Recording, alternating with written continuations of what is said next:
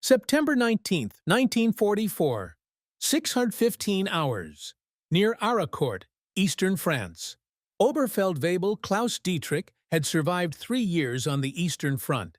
He'd commanded his Panther through the hell of Kursk, where Soviet T-34s came in waves so thick they blotted out the horizon.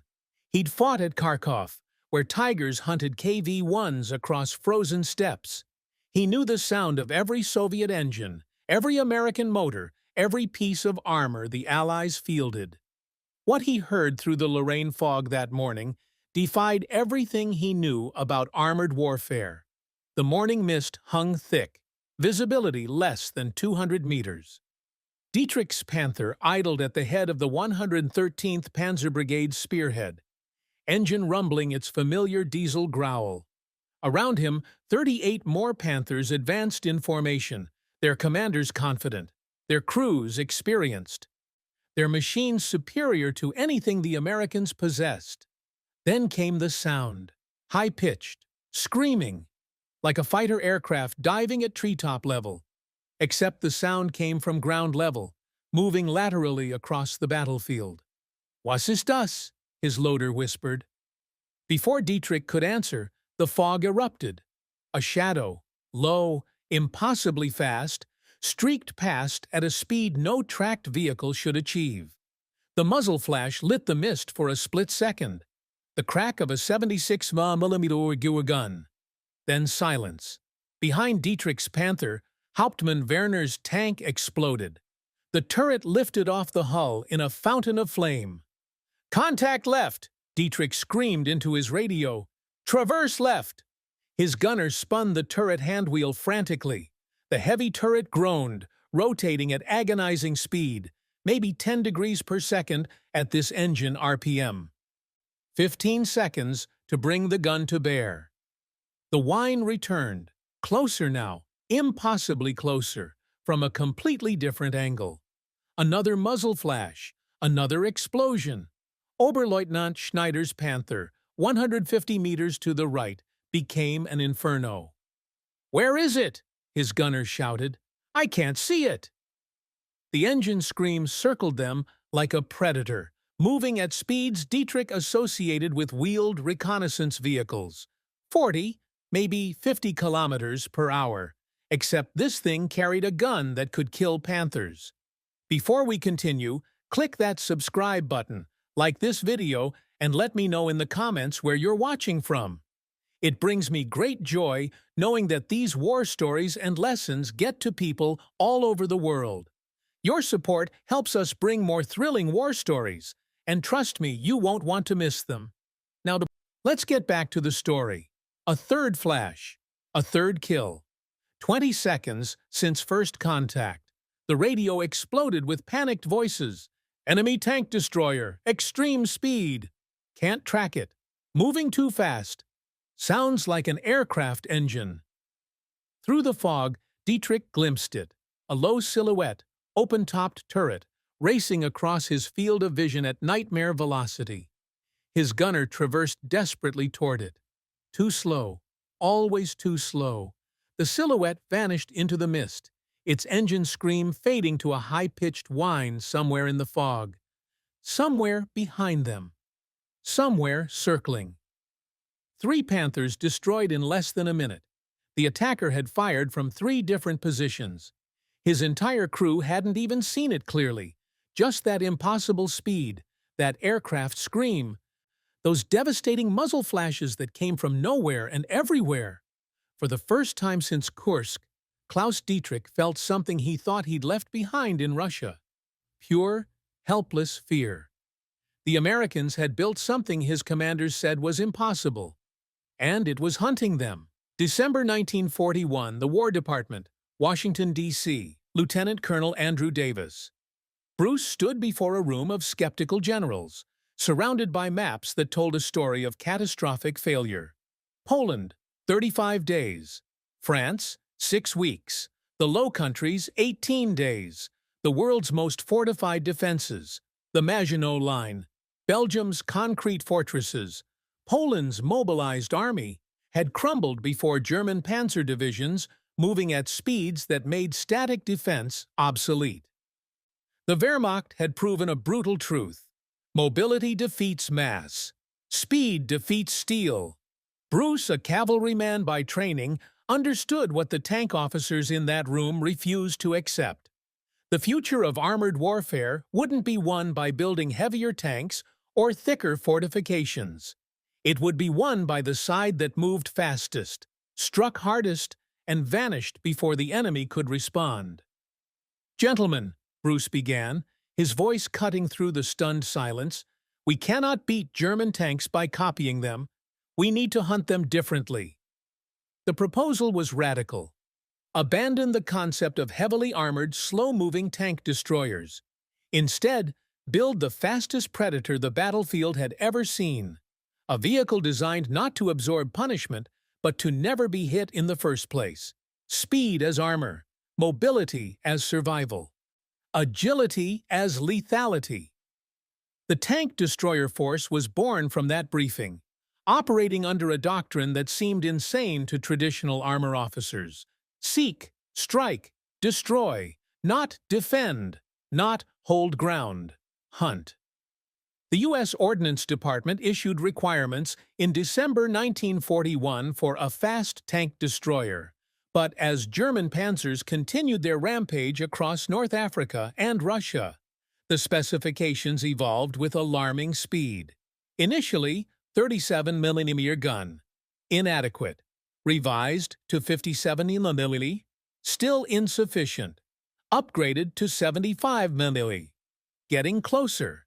Final requirement, 76mm gun, capable of penetrating a Panther's frontal armor at 500 yards. Each upgrade made the engineering challenge more extreme. How do you mount a weapon designed for a 30-ton Sherman on a chassis light enough to achieve cavalry-like speed? The answer came from an unlikely source. Buick Motor Division, April 1943. Buick, Proving Grounds, Michigan.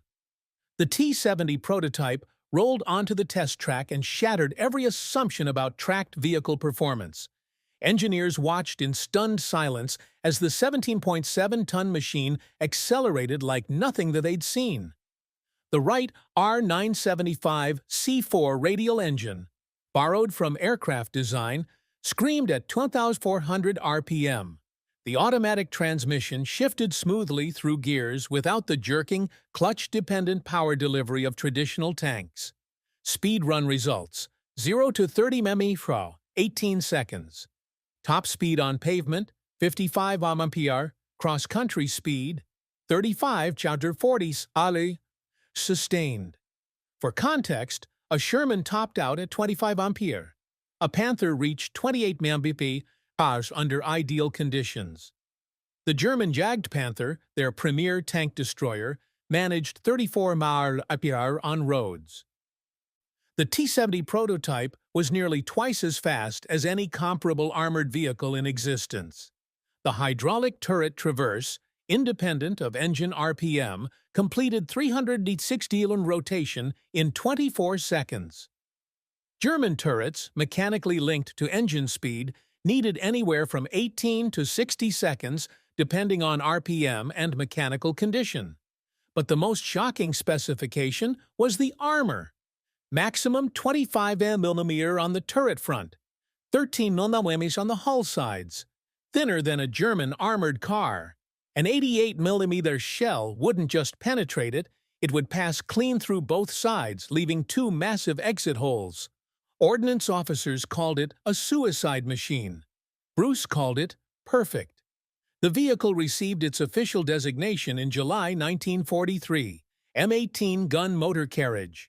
American tankers would give it a different name, one that captured its speed, lethality, and the terror it inspired in enemy crews. Hellcat. Production began immediately. The fastest hunter in history was about to enter the war. The M18 Hellcat wasn't just fast. It was a mechanical paradox, a machine that defied every principle of armored vehicle design and somehow worked brilliantly. At its heart sat an engine that had no business being inside a tank destroyer. The engine, Aviation meets armor. The Wright R-975C4 Cyclone 9, a 9-cylinder radial engine originally designed for aircraft, screamed at the center of the Hellcat's hull. Air-cooled, 400 horsepower, 2,300 RPM under load. This wasn't a modified tank engine. This was an aircraft power plant bolted into a tracked chassis, delivering a power-to-weight ratio that embarrassed every combat vehicle on Earth. M18 Hellcat, 22.6 horsepower per ton. Panther, 15.6 HP/ton. Tiger, Y, 12.8 HP/ton. Sherman, 11.4 HP/ton. The result? Acceleration that felt like being launched from a carrier deck. Test drivers reported the sensation of riding a steel rocket rather than a tracked vehicle. The engine's high-pitched whine, audible from over a kilometer away, became the Hellcat's calling card and its psychological weapon. German tank crews would learn to fear that sound the way infantrymen feared Stuka sirens. The speed, rewriting physics. Top speed, 55 mph on roads, 35-40 mph cross-country. To comprehend how insane this was, consider German reconnaissance motorcycles topped out at 59 mph. The Hellcat, carrying a 76mm gun, 5-man crew, and 45 rounds of ammunition, could nearly match them. The mathematics were devastating. At maximum velocity, the M18 covered 400 meters in 16 seconds, 800 meters in 33 seconds, 1 kilometer in 41 seconds. A German Panther turret needed 30 to 60 seconds to complete a 180-degree traverse when tracking a moving target at variable engine speeds. The Hellcat could cross a killing field faster than a Panther could turn around. The turret. Hydraulic revolution. Traditional tank turrets were mechanical nightmares. Hand cranks or electric motors linked directly to engine RPM. When the engine lugged at low speed, the turret crawled. German crews at Kursk reported turrets taking over a minute for full rotation when engines idled. The M18's hydraulic traverse system operated independent of engine speed. Constant 15 degrees per second. 316-hour rotation in 24 seconds. Whether the engine screamed at 2,400 RPM or idled at 800. This single innovation made the Hellcat deadlier than vehicles with heavier guns. It could engage, destroy, and acquire a second target before German crews completed their first turret traverse. The armor, calculated suicide. Here was the madness. Maximum 25mm armor on the turret front, 13mm on the hull sides. For perspective, a German 88mm armor-piercing round had 185 mm of penetration at 500 yards. It would punch through a Hellcat like tissue paper, leaving entrance and exit holes large enough to fit a basketball. Even German 20mm anti-aircraft guns could penetrate the Hellcat's sides. This wasn't a design flaw, it was deliberate philosophy. Every pound of armor was weight that reduced speed. The engineers made a brutal calculation. Armor thick enough to stop an 88mm shell would slow the Hellcat to 35 mph, eliminating its only advantage. Better to be impossible to hit than difficult to penetrate. American crews called it the Hellcat Gamble. Never stop moving or die.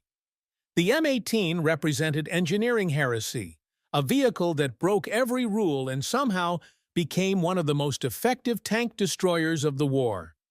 Fast enough to outrun anything, lethal enough to kill anything, fragile enough to keep its crew's nerves razor sharp. A beautiful, deadly tin can that hunted panthers for sport. May 23, 1944. Anzio Beachhead, Italy. The Hermann Göring Panzer Division had a reputation for competence that few Luftwaffe ground units could claim. These weren't inexperienced Volksgrenadiers or hastily conscripted replacements. These were veteran crews who'd fought across North Africa and Sicily. men who knew the difference between combat exaggeration and battlefield reality, which made their after-action report to Portwein Panzer Corps so disturbing. From Hermann Göring Panzer Division, Combat Group, South Tu 14 Panzer Corps Headquarters. Date 23 May 1944. Enemy Contact Report. 0940 hours. Vicinity Cisterna. Lead elements engaged American tank destroyer forces during breakout operations. Enemy employs new vehicle type. Designation unknown. Vehicle characteristics. Low profile. Open-topped turret. Estimated speed 70 to 80 kilometers per hour on improved roads. 2 Panzer IVs destroyed at approximately 600 meters range before enemy vehicle withdrew at extreme velocity. Return fire ineffective due to target's rapid displacement. Vehicle vanished from engagement area before our tanks could establish firing solutions. Request identification and tactical guidance. The report landed on the desk of General der Panzertruppe. Fridolin von Senger and Etterlin, commanding 13th Panzer Corps. He read it twice, frowned, and forwarded it to Berlin with a notation. Recommend investigation. Crew reports appear credible. At Oberkommando des Heeres, the German Army High Command, the report joined dozens of similar accounts from Italy. Fast-moving vehicles, impossible speeds, hit-and-run tactics. An intelligence analyst stamped it. Unconfirmed, likely combat stress exaggeration. The file went into a cabinet marked Low Priority Assessment. June 1944. Multiple sectors. More reports filtered in from Italy, each describing the same phantom. Enemy tank destroyer. Estimated 75 to 80 km/h. Vehicle speed incompatible with tracked configuration. Engagement lasted less than 30 seconds before enemy withdrew. German doctrine, forged through 4 years of proven combat success, dismissed these accounts as impossible. The mathematics didn't support them. Tracked vehicles couldn't achieve such speeds. Physics itself argued against it. The Americans were known for producing adequate but unexceptional armor. Their doctrine favored defensive positioning, not aggressive maneuver. These reports had to be wrong.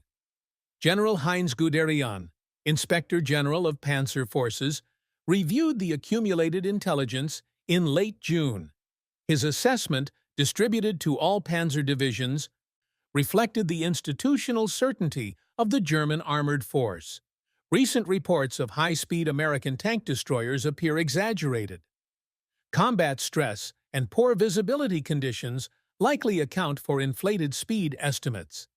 Effective tank destroyer design requires balance of armor protection, firepower, and mobility. American doctrine favors static defense. Reports of 70-plus km/h tracked vehicles are mechanically improbable. All units maintain standard engagement protocols. Heavy armor and superior gunnery remain decisive factors in armored combat. The trap of experience. The German Panzerwaffe had spent 4 years perfecting a doctrine built on overwhelming truths. Heavy armor absorbed punishment. Powerful guns killed at range. Slow, methodical gunnery won engagements. Weight and protection guaranteed survival.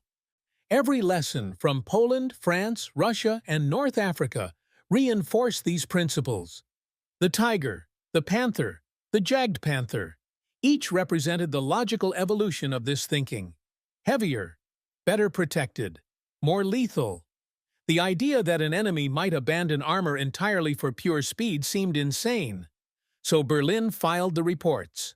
Commanders dismissed the warnings. Training manuals went unchanged.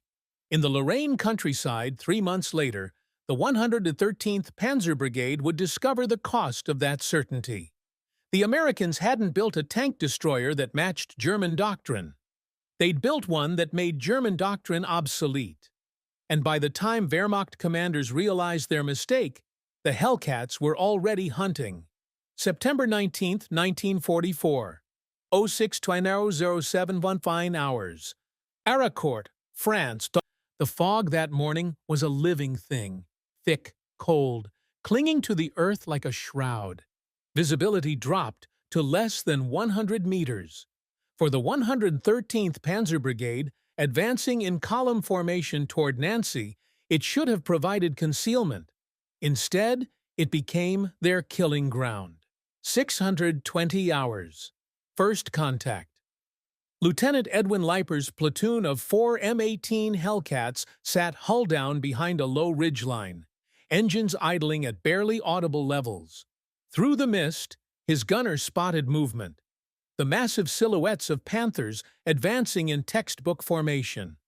Range, 600 yards, his gunner whispered. Lead target, Panther, hull down. Fire! The 76mm gun cracked. The Panther's turret erupted in flame. Before the German column could react, Leiper's Hellcat was already moving, transmission slamming into reverse, engine screaming, disappearing into the fog at 40 mph, 20 seconds from shot to invisibility. The other 3 Hellcats opened fire from different angles. 3 more Panthers exploded within 30 seconds. German radios erupted in confusion.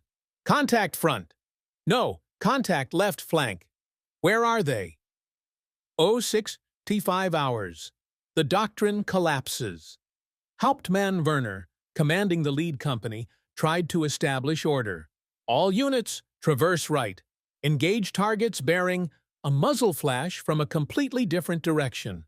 His Panther shuddered as a 76mm round punched through the side armor, igniting ammunition.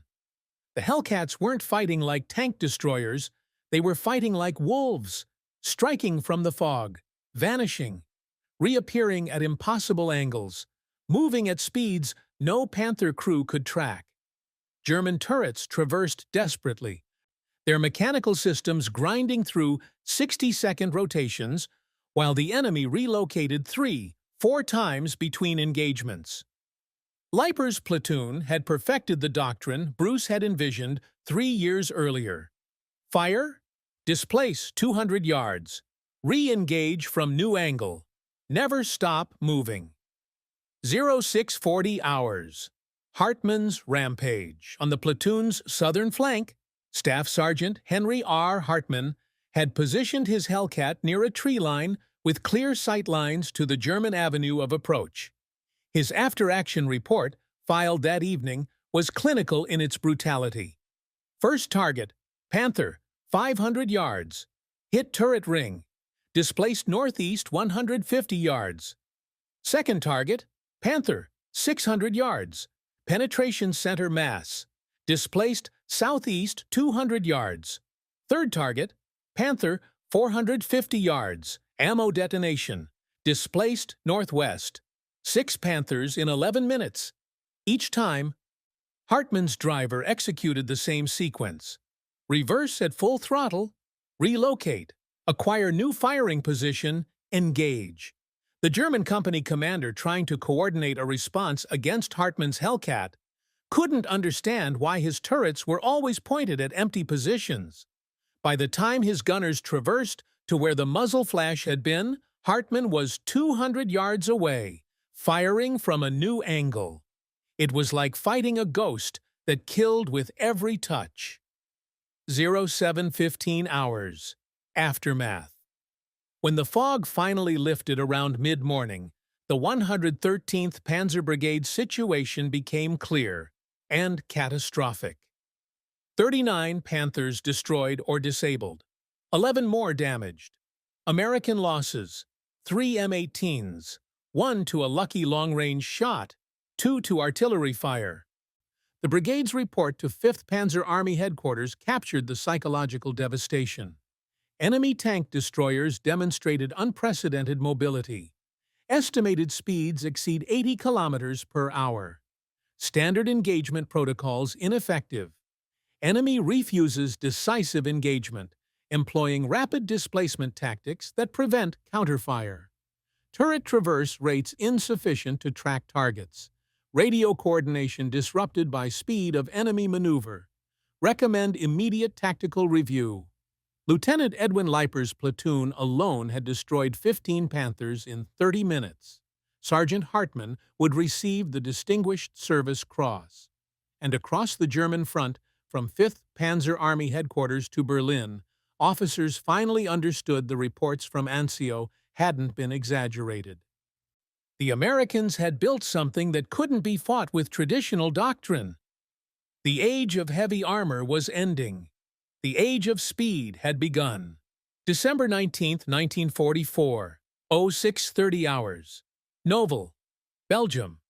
Hitler's last gamble, Operation Wacht am Rijn, was in its third day. The 2nd Panzer Division, spearheading the drive toward Antwerp, approached the vital crossroads at Nouville with overwhelming force. Over 100 tanks, assault guns, and armored vehicles supported by artillery and infantry. Defending the crossroads, Team Desabry from the 10th Armored Division, elements of the 101st Airborne, and 4 M18 Hellcats from the 609th and 705th Tank Destroyer Battalions. 4 vehicles, against a Panzer Division. The fog that morning was even thicker than Aracourt, visibility down to 50 meters. The Germans considered it an advantage, concealing their approach. They were wrong. 0645 hours. The illusion. The lead elements of 2nd Panzer Division's Kampfgruppe advanced cautiously through the fog, Panthers and Panzer IVs moving in company strength toward Nouville's perimeter. The 1st Hellcat, call sign Killer 3, fired from a position northeast of the crossroads. 2 rounds. 1 Panther destroyed. Then the distinctive aircraft engine scream as the M18 reversed at 45 mph into the fog. 30 seconds later, a 2nd Hellcat engaged from the southwest, completely opposite side of the battlefield. Another Panther erupted in flames. The German company commander tried to coordinate a response, ordering his tanks to orient toward the second contact. Before his turrets completed their traverse, a 3rd muzzle flash, this time from the northwest.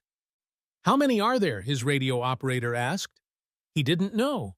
The Americans seemed to be everywhere. The speed shell game. The 4 M18 commanders had developed a tactic that would later be studied at armor schools, using extreme speed and fog to create the illusion of overwhelming force. The pattern was devastatingly simple. Fire 2-3 rounds from concealed position. Immediately displace at maximum speed, 300+ yards in under 30 seconds. Circle through the fog to a completely different angle. Re-engage while Germans were still responding to the previous position. Repeat to the German tank commanders. It appeared they faced a full battalion of tank destroyers, vehicles attacking from every direction, never remaining stationary, always one step ahead of their turret traverse. The 2nd Panzer Division's war diary captured the confusion. 700 hours. Encountered strong tank destroyer resistance vicinity, Nouville. Enemy strength estimated 2 companies, 12 to 16 vehicles. High mobility. Operating in fog conditions. Unable to establish firing solutions due to rapid target displacement. Actual American strength, 4 vehicles. 08:30 hours. The collapse. By mid-morning, the mathematics of the engagement had become brutal. German losses, 24 tanks and assault guns destroyed. American losses, 1 M18 to artillery fire. The 4 surviving Hellcats had fired, displaced, and re-engaged over 40 times in 2 hours. Their crews were exhausted, ammunition running low, engines overheated from constant maximum speed maneuvering. But they'd achieved something remarkable. They'd convinced an entire Panzer Division that Nouville was too heavily defended to take quickly. The 2nd Panzer Division commander, Oberst Meinrad von Lauchert, suspended the attack and requested reinforcement. His report to 5th Panzer Army stated, "Attack on Nouville suspended pending artillery preparation and reinforcement. Enemy defenses stronger than anticipated." Tank destroyer units of exceptional mobility, preventing breakthrough. Estimate 48-hour delay. The consequences. That 48-hour delay proved catastrophic for the German offensive. It allowed the 101st Airborne to strengthen Bastonia's defenses. It bought time for Patton's Third Army to pivot north. It turned Nouville from a speed bump into a fortress. 4 M18 Hellcats racing through fog at speeds that made tracking impossible, appearing and disappearing like mechanical phantoms, had blunted the spearhead of Hitler's last Western offensive. When the fog lifted on December 20th, the Hellcat crews could see the evidence of their impossible victory. 24 burning German vehicles scattered across the approaches to Nouville. 4 vehicles, 24 kills, a panzer division stopped cold. The Hellcat had proven its doctrine again. Speed defeats strength. Mobility defeats mass. And in the frozen forests of the Ardennes, that doctrine saved Bastogne. Why couldn't the Wehrmacht adapt? It's a question that haunted German armor commanders through the winter of 1944-45. They faced an enemy vehicle with thin armor, a gun no more powerful than their own, crewed by men with less combat experience. By every metric of traditional armored warfare, the Hellcat should have been vulnerable. Yet German tank crews, veterans of Kursk, Kharkov, and Normandy, died in their Panthers while hunting an enemy they couldn't catch. The answer wasn't technological, it was doctrinal paralysis. The mechanical prison. German turret traverse systems embodied their entire philosophy of armored combat.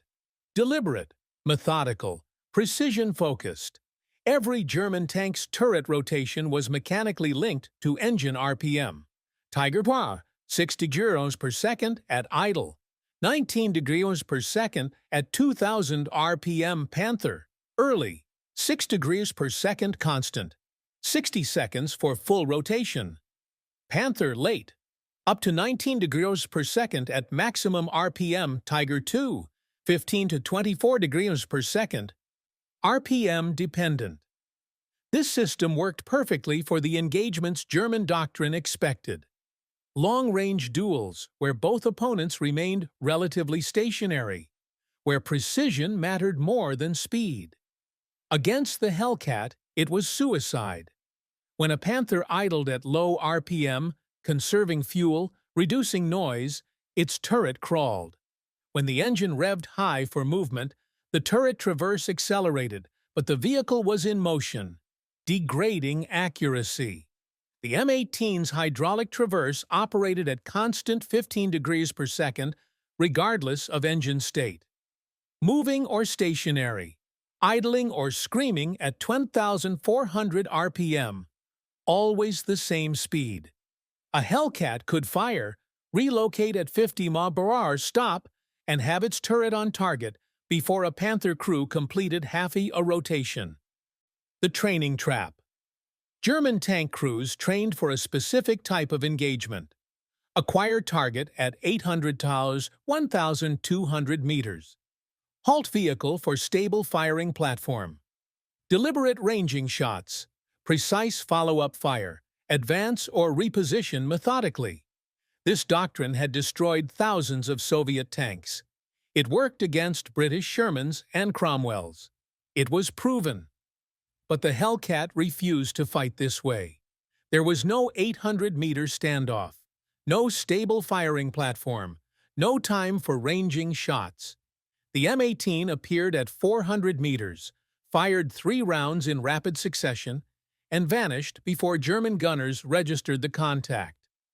Retraining an entire armored force, hundreds of thousands of men, to fight a completely different type of engagement was impossible in wartime, especially when that training contradicted 4 years of successful combat experience. The command collapse. German tactical coordination relied on clear radio communication and deliberate command decisions. Company commanders expected time to assess the tactical situation, issue movement orders, coordinate supporting elements, establish mutually supporting positions, The Hellcat's speed destroyed this cycle. By the time a German company commander identified an M18's position and issued orders, the Hellcat had already fired from 2 additional positions. Radio nets became flooded with contradictory contact reports. Enemy tank destroyer, grid 345678. Negative, contact at grid 349682. Multiple contacts, all quadrants. Commanders couldn't establish coherent pictures of the battlefield. Were they facing 4 vehicles or 40? Reports conflicted. Positions overlapped. The tactical situation updated faster than human decision-making could process. The psychological break. The deepest wound was psychological. German tank crews had spent 4 years as apex predators, hunting inferior Soviet armor across the steppes, ambushing British tanks in the bocage, dominating American Shermans in Normandy. The Hellcat reversed that relationship overnight. Suddenly, they were the hunted. That high-pitched engine scream became the sound of death approaching from an unknown direction. Panthers, machines that had terrorized Allied armor, became helpless targets, unable to rotate fast enough, unable to chase, unable to escape. Veterans of Kursk reported the same fear they'd felt facing massed Soviet attacks. Company commanders who'd destroyed dozens of T-34s froze when Hellcats appeared. The predator had become prey. And there was no adapting to that. The M18 Hellcat wasn't invincible. It was a calculated gamble, wrapped in sheet metal, crewed by men who understood that a single mistake meant death. The armor that wasn't maximum armor thickness, 25 mm on the turret front, 13 mm on the hull sides.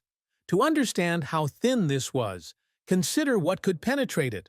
German 88 mm gun, penetrated with 185 mm of power at 500 yards. Overkill by a factor of 7's 75 mm Panther gun. Went through both sides of the Hellcat, leaving basketball-sized exit holes. 20 mm anti-aircraft guns could shred the Hellcat's sides at close range. Heavy machine gun fire could penetrate the thinner rear panels, artillery fragments. Deadly against the open-topped turret. When an 88 mm round hit a Hellcat, it didn't just penetrate. It over-penetrated, passing completely through the vehicle. Sometimes this was mercy. The round didn't explode inside, giving crews a chance to bail out. Other times, it ignited ammunition or fuel, turning the Hellcat into a steel coffin in seconds. Crew survival depended entirely on one principle: never get hit. The numbers don't lie. By war's end, the statistics told a sobering story. Total M18s lost in combat, 206 in vehicles. Enemy tanks destroyed. Approximately 526 kill ratio, 2.431 for context. That's respectable. Better than the Sherman's ratio against German armor, but it's not the 10:1 or 20:1 ratios that Hollywood suggests. More tellingly, casualty rates among Hellcat crews were significantly higher than standard tank destroyer units using heavier vehicles like the M10 or M36. The Hellcat's doctrine, aggressive, speed-dependent, constantly exposed, meant crews faced danger on every engagement. There was no hiding behind thick armor, no absorbing a hit and returning fire. One penetration usually meant total vehicle loss. The human cost, Technical Sergeant James Morrison, 704th Tank Destroyer Battalion, described the Hellcat experience in a 1945 interview. Every time we moved into firing position, we knew. One mistake and we're done. You miss the shot? Dead. You hesitate on the displacement? Dead. Driver stalls the engine? Dead. It wasn't like the tank guys who could take a hit and keep fighting. We were in a tin can with a big gun. Speed was our only protection, and speed required perfect coordination between 5 men under fire. The ones who survived weren't necessarily the best shots. They were the ones with iron nerves who could fire, displace, and re-engage without panic over and over until the enemy was dead or we were. The psychological burden. Hellcat crews lived with constant awareness of their vulnerability. The open-topped turret, designed to reduce weight, meant no overhead protection from artillery airbursts, exposure to small arms fire from elevated positions. Grenades could be dropped directly into the crew compartment. Winter combat was brutal. No protection from elements. Every engagement was a high-wire act. The crew had to identify target instantly, fire accurately on the move or immediately after stopping, hit weak points on heavily armored opponents, displace before return fire, navigate at 40+ mph cross-country without throwing track, repeat until enemy destroyed or ammunition exhausted. One error in this sequence meant death. Respect earned in blood. The 216 Hellcats lost weren't failures of doctrine. They were the price paid for rewriting armored warfare. Each loss represented 5 men who'd chosen to crew a vehicle that offered no forgiveness, only speed and lethality. German tank crews, when they finally examined captured M18s, expressed a grudging respect. One Panther commander interviewed post-war stated, "We thought the Hellcat crews were insane. Then we realized they weren't insane. They were simply braver than we were. They accepted death as the price of speed, and they used that speed to kill us before we could kill them." The Hellcat's greatest strength wasn't its 55 mph top speed or its hydraulic turret. It was the courage of the men who crewed it, knowing they rode into battle wrapped in nothing but velocity and nerve. The M18 Hellcat's combat career ended in 1945. Its influence never did. Every modern military that studied Aracourt, Noville, and the Ardennes reached the same conclusion. The Hellcat had proven something fundamental about the future of armored warfare. Speed and mobility could defeat mass and protection. That lesson echoed through decades of tank design, doctrine, and battlefield innovation. The first generation, 1950s, 1960s. Within 10 years of the war's end, the Hellcat's DNA appeared in armored vehicles across the world. French AMX-13, 1953, 15 tons, 60 km top speed, oscillating turret for rapid target acquisition. Philosophy: don't get hit over absorb hits.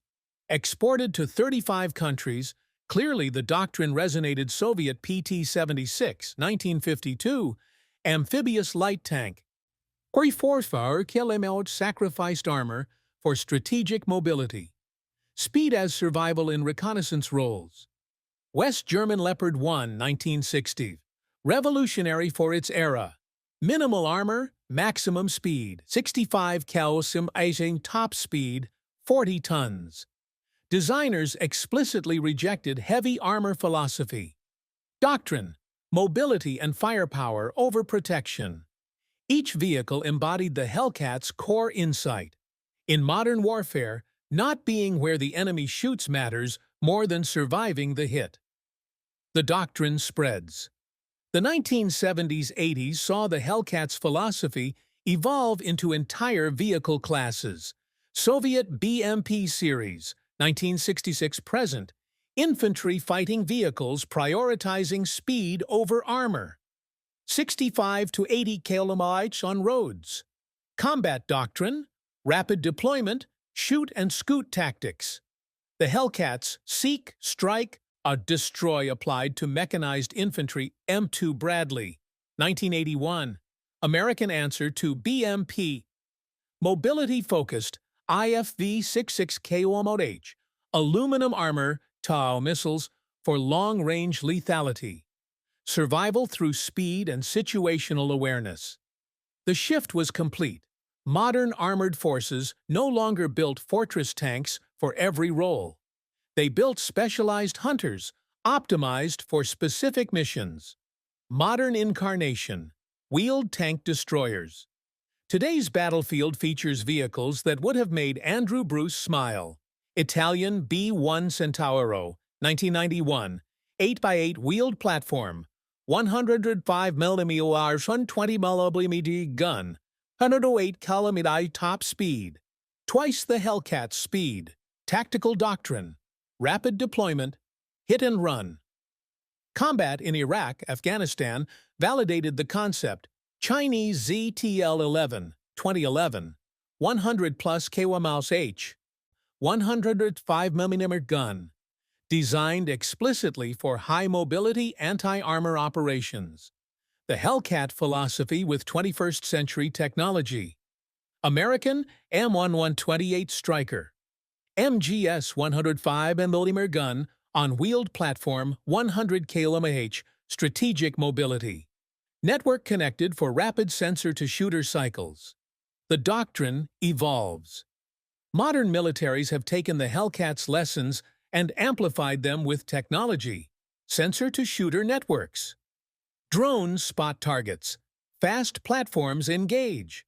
The Hellcat's speed advantage now measured in information as much as velocity. Active protection systems. Trophy. Iron Fist. Systems defeat incoming rounds. Technology providing what thin armor couldn't. Survival without weight. Distributed lethality.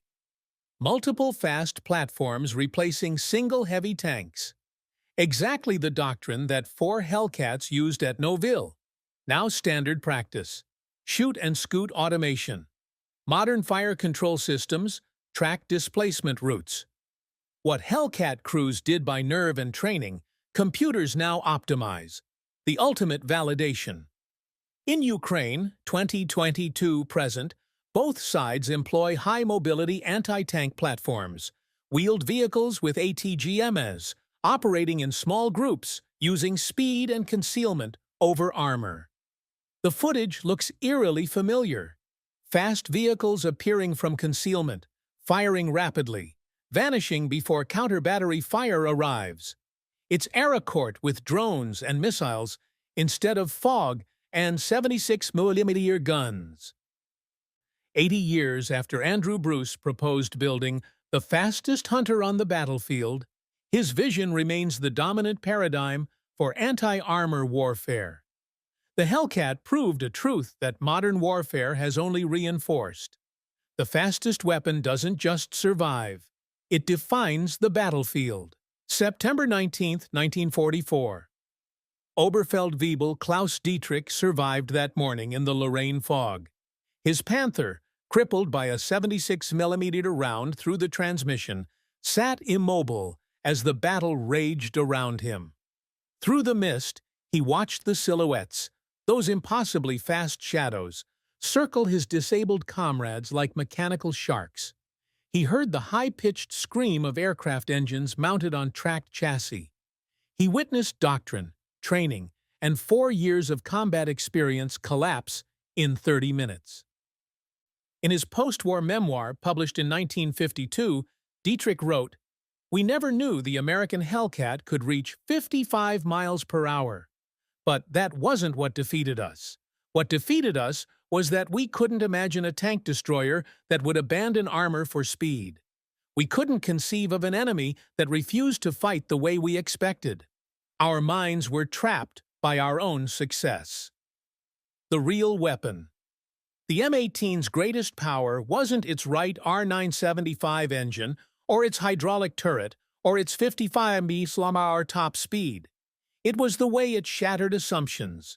German doctrine assumed tank destroyers would be slow, heavily armored fortresses. The Hellcat was neither. German training assumed enemies would engage at long range in deliberate duels. The Hellcat closed to 400 meters, fired, and vanished. German tactics assumed turret traverse speeds would be adequate for any engagement. The Hellcat moved faster than turrets could follow. Every assumption, built on years of proven combat experience, became a liability when faced with an enemy that refused to play by the established rules. The War of Imagination. Andrew Bruce understood something in December 1941 that the German General Staff never grasped. The side that reimagines warfare wins, even with inferior resources. Germany built better tanks, thicker armor, more powerful guns, superior optics and engineering. But America built a different kind of weapon, one that made thickness irrelevant, that turned the battlefield into a hunting ground where speed trumped steel, where mobility defeated mass. The war wasn't lost in the factories of the Ruhr or the oil fields of Romania. It was lost in the imagination gap between armies that perfected the past and armies that invented the future. The lesson that endures. Today, as hypersonic missiles outpace interceptors, as drones swarm billion-dollar warships, as cyber attacks move at light speed while defenses lumber behind, the Hellcat's lesson resonates louder than ever. Survival belongs not to the strongest, but to the fastest.